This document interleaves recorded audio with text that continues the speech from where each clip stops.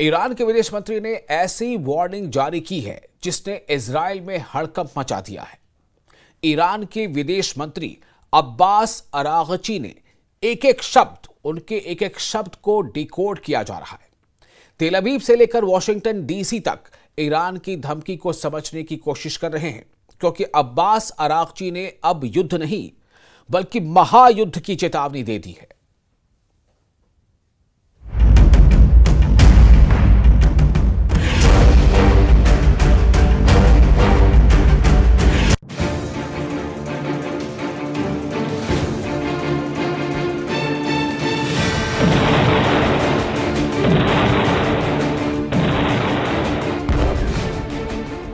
जिससे भी लग रहा है कि युद्ध खत्म हो गया, गाजा में धमाके खामोश पड़ चुके हैं।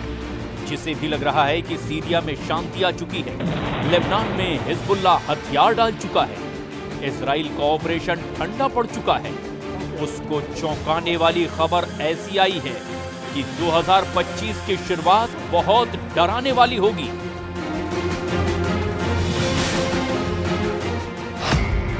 2022 के युद्ध, 2023 की जंग और 2024 के युद्ध से बढ़कर इस साल अब महायुद्ध का पहला सिग्नल मिल चुका है। 2025 की शुरुआत यानी जनवरी के महीने में ही एक बड़ी जंग दस्तक देने लगी है। ईरान ने जनवरी के महीने में ही अपनी 1000 से भी ज्यादा मिसाइल लॉन्च करने के लिए तैयार कर ली है। इस बात की तस्दीक ईरान के विदेश मंत्री अब्बास अरागची ने भी कर दी है। अब्बास अरागची ने चीन के मीडिया को एक धमाकेदार इंटरव्यू दिया है। अरागची ने इस इंटरव्यू में जो बोला वो इजराइल की मीडिया में गोला बनकर गिरा है।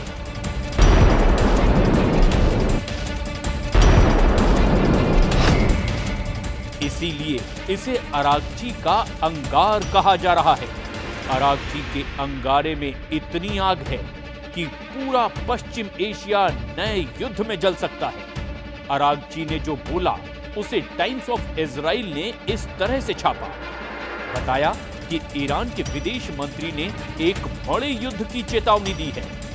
इजराइल के जेरूशलम पोस्ट में लिखा, ईरान ने इजराइल को अब ऑल आउट वॉर यानी कि खुल्लम खुल्ला युद्ध की वार्निंग दी है।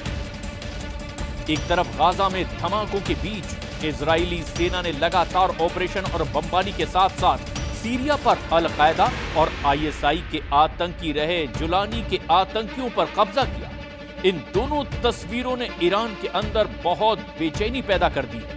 गाजा में इजराइल नॉन स्टॉप हमले कर रहा है, वहीं सीरिया में जुलानी का गैंग चप्पे चप्पे पर कब्जा कर चुका है। غزه آغاز شد و حملات رژیم اسرائیل و بعد گسترش اون به لبنان و بعد مسائلی که در سوریه به وجود آمد، مسائلی که در یمن هست، درگیری بین خود ایران و رژیم اسرائیل، همه اینها منطقه ما رو یک منطقه بسیار ملتهبی کرده. चीन की मीडिया से अब्बास अरागची ने बड़े युद्ध के खतरे को लेकर जो कुछ बोला उसे 3 पॉइंट में समझिए।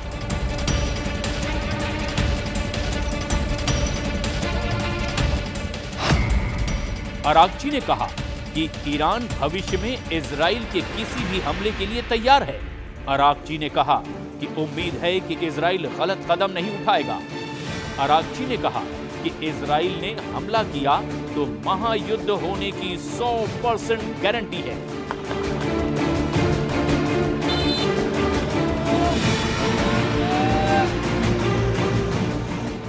इस वक्त ईरान और इजराइल के बीच टेंशन सबसे बुलंद है।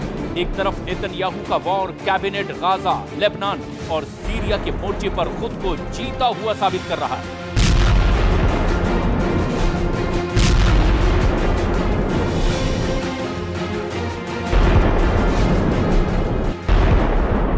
तो वहीं दूसरी तरफ ईरान के सर्वोच्च नेता अली खामनेई ने सीरिया में इजराइल और आतंकी ग्रुप हयात तहरीर अल शाम के सरगना जुलानी को सबक सिखाने वाले मिशन पर अपनी मुहर लगा दी है।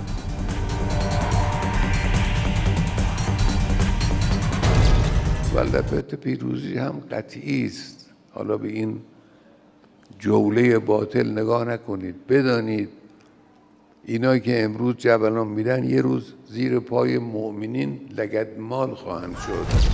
खामनेई के बयान में नेतन्याहू के साथ जुलानी के लिए बड़ी वार्निंग है। खामनेई ने तय कर लिया है कि जिस तरह असद सरकार को हटाकर सीरिया को लूटा गया, अब उसी सीरिया के लोग इसका बदला भी लेंगे। उनके टारगेट पर अमेरिका के वो अड्डे होंगे जो ईरान के लिए खतरा बन चुके हैं। امروز آمریکایی ها در سوریه پی در پی پایگاه میسازن. حتما این پایگاه ها در زیر لگد جوانان سوری پایمال خواهد شد. खामनेई ने जो कहा उसकी गंभीरता नेतन्याहू और उनके चाहने वाले बहुत अच्छी तरह समझते हैं। डोनाल्ड ट्रंप को भी मालूम है कि राष्ट्रपति पद की शपथ लेने से पहले इजराइल और ईरान के बीच सीधा युद्ध किसी भी वक्त भड़क सकता है। ईरान के हाथ से सीरिया निकल चुका है, लेकिन खामनेई का इरादा बता रहा है कि इजराइल और अमेरिका को फंसाने वाले खेल की चाल ईरान ने चलनी शुरू कर दी है।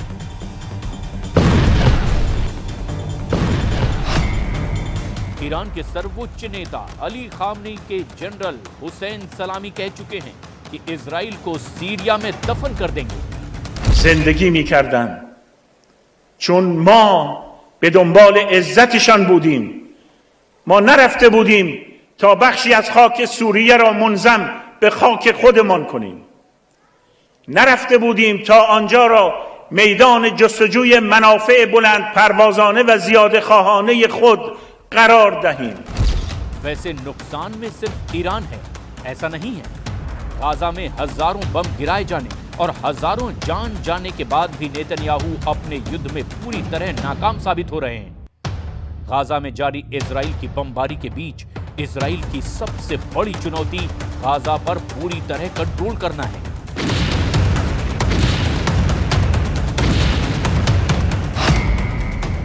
जिसमें नेतन्याहू और उनकी सेना 100% फेल साबित हुई है, क्योंकि हमास अब भी गाजा में एक्टिव है। गाजा में हमास के हमले लगातार जारी हैं। ये बात टाइम्स ऑफ इजराइल की इस रिपोर्ट में छपी है और ऐसे हमलों में इजराइल अपने सैनिकों को भी खो रहा है। नेतन्याहू के लिए दूसरी बड़ी चुनौती वहां मौजूद इजरायली बंधकों की रिहाई है, जो अब भी हमास के कब्जे में है।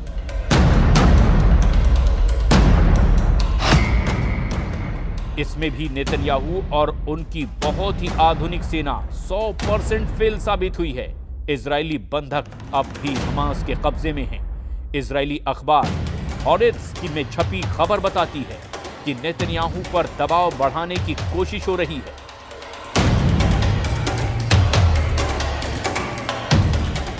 बंधकों को छुड़ाने के लिए नेतन्याहू और उनकी फौज शुरू में काफी एक्टिव दिखी, लेकिन अब ऐसी खामोशी छा गई है कि सब नेतन्याहू के युद्ध वाले एजेंडे पर सवाल उठने लगे। गाजा में 450 दिनों की बमबारी ताजा रिपोर्ट बहुत खतरनाक है और आंकड़े ऐसे हैं जिस पर अमेरिका से लेकर यूरोप तक सवाल उठाने से बच रहे हैं। गाजा पर इजराइल की बमबारी में अब तक 46,000 से ज्यादा फिलिस्तीनी नागरिकों की मौत हो चुकी है। इनमें करीब 20,000 बच्चे थे। वहीं हमास के कब्जे में करीब 100 बंधक हैं और उनको छुड़ाने के लिए इजराइल में लगातार सीज फायर की मांग की जा रही है।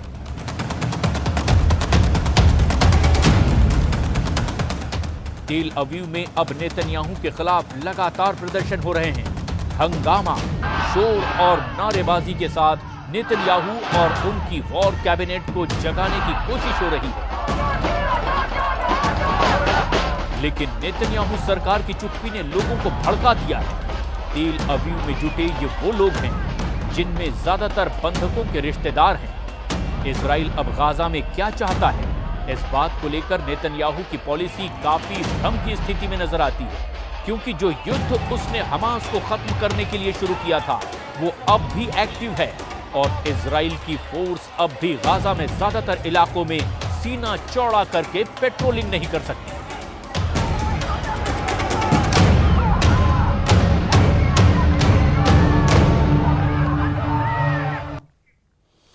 और सीरिया को खोने के बाद ईरान बहुत ज्यादा परेशान है।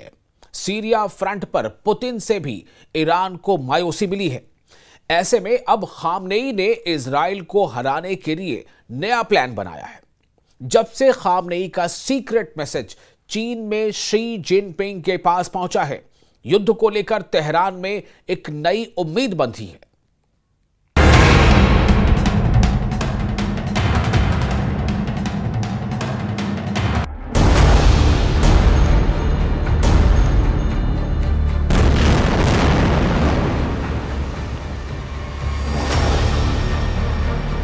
क्या ईरान ने मास्टर स्ट्रोक चल दिया है? क्या ईरान ने इजराइल को बड़े युद्ध में फंसा दिया है? क्या ईरान ने चीन के साथ सबसे बड़े युद्ध की डील कर ली है? पश्चिम एशिया की जंग में क्या जिनपिंग की एंट्री हो चुकी है? क्योंकि ईरान की तरफ से ऐसा इशारा किया जा रहा है। ईरान जानता है कि नेतन्याहू की असली ताकत अमेरिका है और जब तक अमेरिका के मुकाबले में बड़ी ताकत को नहीं लाया जाएगा, तब तक इजराइल को हराना आसान नहीं। वहीं इसमें भी कोई शक नहीं कि ट्रंप की व्हाइट हाउस में वापसी से इजराइल और मजबूत होगा, इसकी पूरी गारंटी है। ऐसे में पश्चिम एशिया में इजराइल और अमेरिका पर लगाम लगाने के लिए ईरान ने प्लान बी पर काम करना शुरू कर दिया है और इस प्लान बी का मतलब है शी जिनपिंग। ईरान ने कहा है कि चीन के पूरे पश्चिम एशिया में सबसे बेहतर रिश्ते हैं और चीन का दखल दुनिया के कई इलाकों में शांति ला सकता है। अब्बास अरागची ने कहा कि चीन को इजराइल के युद्ध का इलाज करना चाहिए, तभी इलाके में शांति लौटेगी। به چین میتونه قدرت ایفای نقش سیاسی در منطقه برای حل و فصل اختلافات، برای کمک به کشورهای منطقه در جهت رسیدن به راه حل‌های مسالمت آمیز برای اختلافات خودشون کمک بکنه چین و جمهوری اسلامی ایران به سهم خودش از این حرکت استقبال میکنه و آمادگی همکاری رو داره. चीन की एंट्री कराना इजराइल के खिलाफ ईरान का बहुत ही खतरनाक प्लान माना जा रहा है। सीरिया का भी इलाज ईरान ने ढूंढ निकाला है। खामनेई ने जुलानी और नेतन्याहू के अलावा अमेरिका को भी सीरिया में हराने के लिए प्लान तैयार कर लिया है। इजराइल इस वक्त गाजा पर लगातार हमले कर रहा है। दक्षिण लेबनान में अब भी इजराइल की फोर्स एक्टिव है और इसे लेकर हिजबुल्लाह ने फिर से युद्ध शुरू करने के सिग्नल देने चालू कर दिए।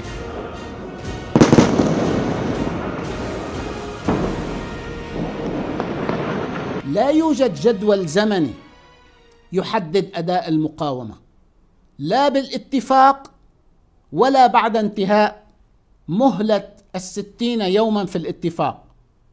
لقد قلنا بأننا نعطي فرصة لمنع الخروقات الإسرائيلية وتطبيق الاتفاق وأننا سنصبر. لا يعني هذا أننا سنصبر لمدة 60 يوما. 27 नवंबर को हिजबुल्लाह और इजराइल के बीच सीज फायर हुआ था। तब 60 दिन के अंदर इजराइल की फोर्स को दक्षिण लेबनान से हटाने की बात तय हुई थी। लेकिन अब हिजबुल्लाह को लग रहा है कि जिस तरह नेतन्याहू ने सीरिया में फौज की घुसपैठ करके कब्जा करना शुरू किया है, यही हाल दक्षिण लेबनान का होगा, क्योंकि नेतन्याहू ने सीरिया में जबल अल शेख रेंज पर अपना हेलीकॉप्टर उतारकर यह मैसेज पहले ही दे दिया कि सीरिया में इजराइल की फौज अब लंबे वक्त तक रहेगी, या यूं कहें कि सीरिया के बड़े इलाके पर इजराइल की फौज अपना कब्जा बरकरार रखेगी। यही वजह है कि खामनेई ने भी ये कह दिया कि चाहे गाजा हो या लेबनान हो, सीरिया हो या फिर यमन, इजराइल के खिलाफ मरते दम तक युद्ध लड़ा जाएगा।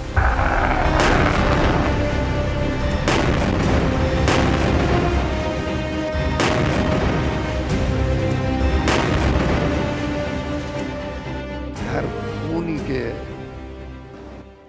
لبنان نماد مقاومت و پیروز خواهد شد، یمن هم نماد مقاومت و پیروز خواهد شد و انشاءالله دشمن و متجاوزین در رأس همه اونها آمریکای طماع و جنایتکار مجبور خواهند شد دست از سر مردم منطقه و ملت‌های منطقه بردارن و با ذلت از این منطقه انشاءالله خارج بشن. इसमें कोई शक नहीं कि ईरान एक तरह से सीरिया में हारा है। वहां की असद सरकार को हटाने के पीछे अमेरिका और इजराइल का जॉइंट प्लान रहा और बशर अल असद को सत्ता से हटाने में जुलानी सबसे आगे रहा और जुलानी का नजरिया इजराइल को लेकर काफी नर्म है। नेतन्याहू भी कह चुके हैं कि सीरिया में असद सरकार को हटाना इजराइल का मास्टर स्ट्रोक है। The historic events we witnessed today are a chain reaction to the pounding of Hamas, the decimation of Hezbollah, the targeting of Nasrallah, the blows we delivered to the Iran regime's axis of terror. And all this came, as President Trump pointed out this week, because of Israel and its fighting success. Iran जानता है कि Netanyahu ने Iran के साथ नया mind game खेलना शुरू कर दिया है। ईरान की अपनी रणनीति है और इसकी वजह बड़ी मजबूरी भी है।